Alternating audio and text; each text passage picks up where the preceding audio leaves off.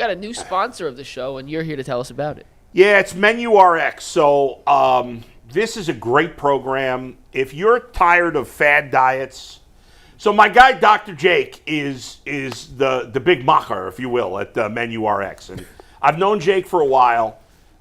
He's originally from Cleveland, and he moved down to Louisiana a number of years ago, and he got involved in this program. He's a scientist. He's a nutritionist.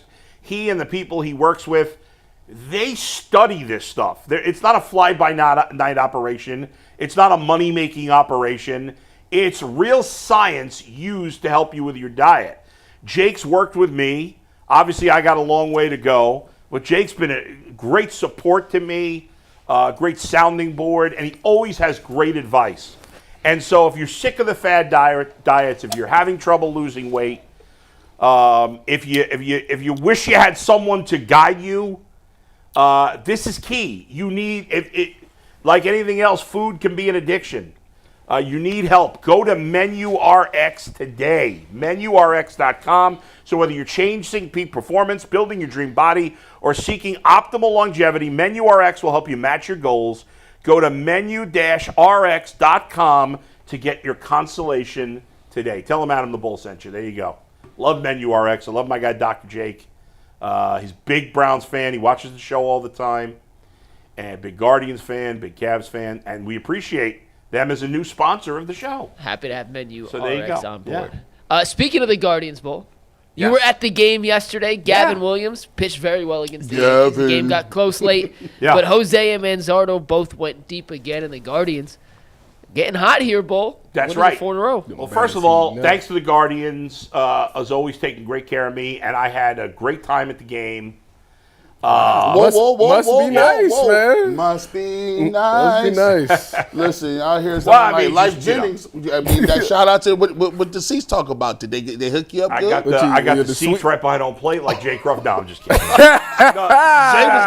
was on the phone talking about, how dare you give my seats away? No, but we had really good seats. I went. My wife and my in-laws were in town, and took my son and his friend. And my son, you know how the girls are on top of the dugout, like throwing the T-shirts? My son caught one of the T-shirts. No, look at that. Very excited about that. I don't know where I thought those T-shirts. I don't know where I thought you was going with that. I said the girls on top of the I dugout. thought he was like he was going to go up on the dugout with like the girls? he's the girls throwing the T-shirt. Yeah. And Baby Bull went right down there and kicked this game. You thought you thought it was Jerry Springer? They came to get their Jerry.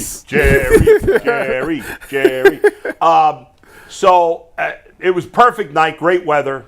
It was absolutely beautiful out. Yeah, it was. The wind was howling out there. Got some good food at the ballpark as always. The new seats are great. They're a little wider for guys with a big, if you got a big ass like me. I Gavin Williams. gotta go to a game. I ain't been to a It's Guardians fun, game man. in a long time. Now there were a lot of Yankee fans, which is disappointing. No, they had a big presence. Well, but it was a Monday. I'll give them credit. There were a lot of Yankee fans sitting around me. They weren't obnoxious at all, which was surprising. Now the Guardians were winning all night. So. Yeah, it had nothing to be obnoxious about it. It was getting smoked. Yeah, they did. But the interesting thing about Gavin Williams, obviously he has struggled so far this season. Mm-hmm. But the first inning, I was worried because in the first inning, they had a batter reach on an error. It's a play Rocchio should have made. And he walked 2 guys. He had no command in the first inning. He threw 26 pitches in the first inning. And I think he threw like a dozen balls, maybe 13. I mean, he just couldn't find the strike zone. Well, then he locked in. And innings 2 through 6, he was lights out. He threw 60 pitches in those 5 innings from innings 2 through 6. Didn't give up any runs. So he had a shutout going into the 7th. He started the 7th. He gave up a base hit. Then he gave up a 2-run homer. I think it was Domínguez, which made the score 6-2 at the time. He then got an out, and then they pulled him. But so he ends up giving up 2 runs. But I thought it was one of the best performances he's ever had, especially when he had no command in the first inning. He was great after that. You know, he gave up the home run, but he was great after It was just nice to see him go in and pitch for that long. You know, guys is getting pulled in the 4th, 5th inning. You know, he at least made it to the 7th. I know, obviously, he was kind of out of gas there, but, you know, that's good. That helps the bullpen out. Now you don't, especially up against a team like the Yankees who generally hits well. Obviously, it wasn't a good night for him last night, but I think he did himself some service there. I'm very confident in him moving forward because I hadn't seen the hype. Everybody was, oh, you got to wait to see Gavin. And it's been like, okay, what am I supposed to be seeing? Right. But to see him do that up against that lineup with the Yankees, granted it ain't last year's lineup, but to do that against the Yankees in a big-time game like that, like, all right, this guy, he got what it takes to thrive on the big stage. Yep. Man, the Gavin bros is out there. Nick Wilson, he's one of them. Gavin. Is his nickname the Big Rig? Yeah. I didn't know that.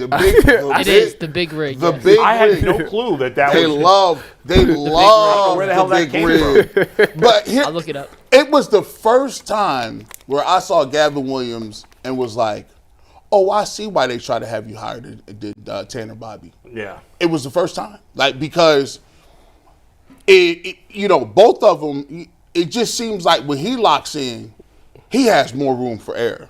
Like, when he locks in, he can turn up on these strikeouts. Like he's mowing people down. Yeah. Bobby looks like he got to play to contact a little more, and if he's wild and out of the zone, he can hit hard. When you look at Gavin Williams, I didn't really see it.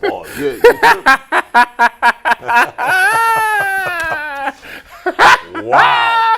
Whoa! Wait, what did I miss? I was looking at the Big Rig. I don't think we should say it. Wow!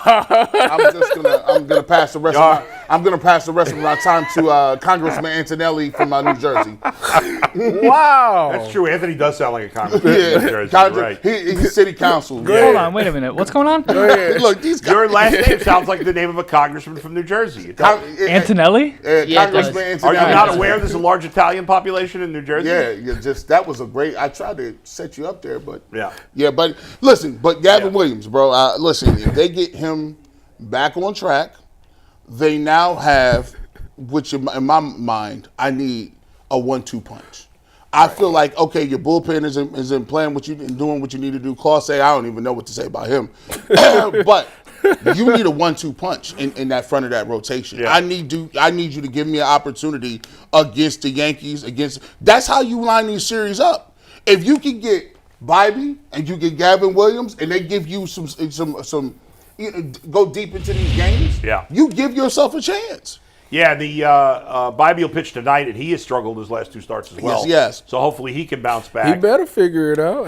After what Gavin just did, he better come out and answer the call. And a couple of things before we get to the hitting for the bullpen. So Sewald came in to replace Williams. He got the last 2 outs to get out of that inning, got the first 2 outs of the 8th inning, and then he got in trouble. He gave up a single and then gave up a 2-run homer to Chisholm, which made it 6-4.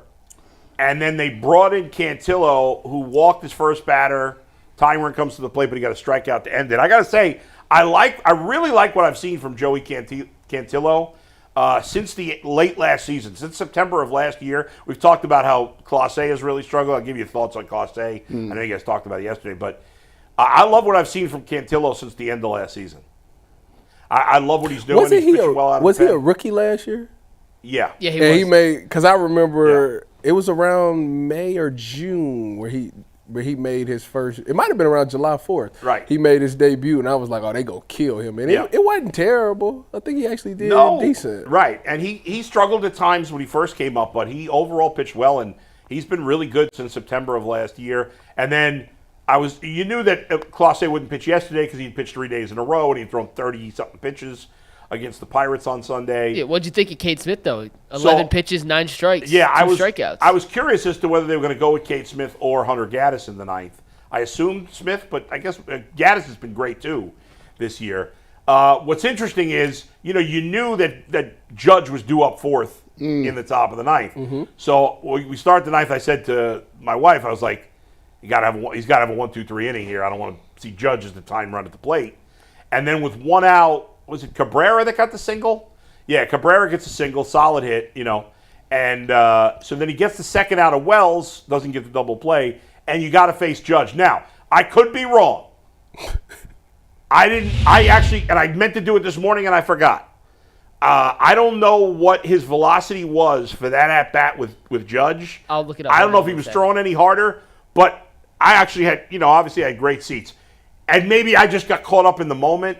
it felt like he was throwing harder against Judge than the other batters he faced. I might be totally wrong. It just maybe like everybody was standing up. You can't mess around. That's why. 2 outs. Aaron Judge, the time run, he hit a booming double earlier in the game. You can't mess around against Williams, and he struck him out on a chest high fastball. It was a nasty pitch to end that game, and the crowd was, the Guardians fans that were there were pumped at the end of the game. There were a lot of disappointed Yankee fans, thankfully, walking out. But that was an exciting moment in the game. I mean, everybody in the ballpark was on their feet. That's those are one of those great moments. Mm-hmm. You see the great relief pitcher against the great hitter. Yeah. And that was an exciting moment at the end of the game. So is he throwing any harder, or am I just imagining that? I mean, like slightly, but nothing significant. Yeah, well, I didn't think, but it was a little harder. Like half a mile an hour, yeah. All right. I mean, that's not, it just felt like he was remembering. He was sitting there. He was watching that pitch. It looked like he was, as ball players say sometimes, humping it up there a little higher. You think that was any harder? No. The Big Rig nickname, by the way, according to 2 different articles, is just because he's tall. That's crazy. Okay. Nothing else. Everybody loves him. We talked about his fat ass last Is a Derek and a Rig the same thing? We gonna stop. We gonna stop. Is this a synonym? Yeah. Is a Derek and a Rig the same thing? I have no idea. A rig, the Big Rig is an oil. Right. I assume that's an oil reference. I think a derrick is something that's like not a truck. It's in the ground, right? An oil derrick. My Google searches right now are from Cade Smith Pitchcast to Gavin Williams Big Rig to now what is an oil derrick? A derrick is a type of hoisting apparatus similar to a crane that is characterized by a mast or tower-like structure with a boom. Yeah, that's what it was. Or sometimes without use for lifting and moving heavy objects. So is that the thing? Is that the same thing? Or is no, because the rig is the truck, right? Yeah. No. Oh, well. The only reason I know what a derrick is, I think, is because I watched that show Landman. The rig is like the giant thing that's used to actually drill the wells and extract the gas. Okay. And then the derrick is a support to the rig. So, they're in the same family, but they're not brothers. All right. I mean, could the 4 of us know any less about this stuff? No. I mean, that was bad. There's somewhere there's like a dozen guys in Texas watching this. Like, I know what. Look at these Yankees. I know what a roughneck is, though. You do? Yeah. Okay. They work on the rigs and derricks and there stuff. There you go. They take the things out. Well, last thought on the Yankees before we pivot to some Cavs here, but Manzardo and Jose both went deep last night. Well, and they talked about their home run chase between the 2 of them. That's right. And how it's leading to some fun competition in the locker room. Jose with his 5th, right? Yes. Jose and Manzardo with his 7th. I thought he hit one in the first. He just missed it. Must have gotten off the end of the bat. And the wind was howling by those middle innings. But Jose crushed that ball to right field. And then, the exciting thing about Manzardo is we've heard about all these hitting prospects, and most of them have disappointed in recent years. What's funny is you think about the best players on the Guardians. José Ramírez came to the majors with no hype. 0. Stephen Kwan came to the majors with no hype. Neither of those guys were top prospects. And then you have the opposite. You have, going back even a number of years, to like Lonnie Chisenhall, who was a bust, and Bradley Zimmer, who was a bust. And all these guys recently. Laporta. So far, going back to that. But like all these guys, Bo Naylor so far has been a bust. Arias has been okay this year. Haven't seen enough of Angel Martinez. He got 13 more a lot of these guys. But for the first time in a while, and again, it's early, we'll see how the season ends up. For once, one of the Guardians' top hitting prospects for now is paying off. 7 home runs. I mean, how many guys have more than that? Not many, 1 or 2. We looked it up. He was tied for 11th yesterday with 6 home runs. Yeah. Now 7 puts him tied for 5th. Okay, so it's 4 guys out of him. I got to tell you, made one of the worst trades I've ever made in fantasy baseball the first week of this year, trading Kyle Manzardo, because I had 2 players that were only eligible for DH. And he was one of them, and I was like, I'm never going to be able to use him. And I traded him. I got too impatient. I would have been able to use him. Who'd you keep? Brent Rooker, who's fantastic. But Brent Rooker's not playing the outfield, so I could have played Manzardo with DH. Manzardo is actually one of the first prospects that they look like the Guardians are given an opportunity. Or a legit. Like, I get frustrated because they move him up, move him down, move him up, move him down. That's not true. Because I wanted him to play every single day. I don't care if it's at DH or first base. Every day, I wanted him to play like that. And guess what?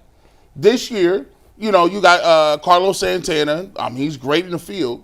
But they've been giving Manzardo an opportunity to get at-bats every game. And this is what happens when you give guys at-bats that's supposed to be getting at-bats. Well, he's going to, if he stays healthy, he's going to play 150-something games. I'll give him occasional days off, but he's going to play just about every day. I don't care lefty or righty, doesn't matter. He's playing every day. And right now, Angel Martinez is playing every day pretty much. I mean, now Rocchio. My boy. Rocchio did get, I don't know if you guys saw this, but in the ninth inning, was it the ninth? No, not the ninth. The eighth inning, he got hit by a pitch on his hand. He stayed in the game initially, and then they pulled him out for a pinch runner. So I don't know what his status is. I think if he's out for a little bit, I think we'll see Arias at short. Martinez will play second, and they'll go back to Lane Thomas at center. But Lane Thomas has been terrible. Yes. And so he's not playing. Last question, Bull. I think we also could see John Kenzie go back to the minors. He's lost at the play. Hey. The Guardians the Athletics just called up Nick Kurtz, who's their number one prospect, who was in the same draft class as Bazzana. Yeah. Does that give you any hope that maybe the Guardians will fast track Bazzana to the majors? No. Was he in AAA before they called him up? Yeah, he was in AAA, yeah. It doesn't matter. And Bazzana's still in AA. It doesn't matter. I just want to see him in Columbus one time. Okay, I mean, they may, but I think with him, they're probably he's going to go straight from AA to the majors. But if he kills it, I haven't looked at his stats the last few days. He fell off a little bit. He fell off a bit with the Bazzana report. And remember, Nick Kurz was killing it down in AAA, Mike. So Bazzana's got to kill it to get. But the A's are a team that usually does not bring guys to the majors very quick. So yeah, Kurtz was hitting 360 in AAA. Yeah, what was his OPS?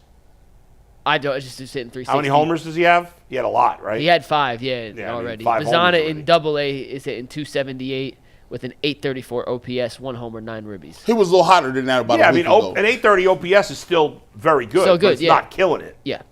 So we'll see what he does. But I do think if he's killing it in the minors, I think he'll be up in May.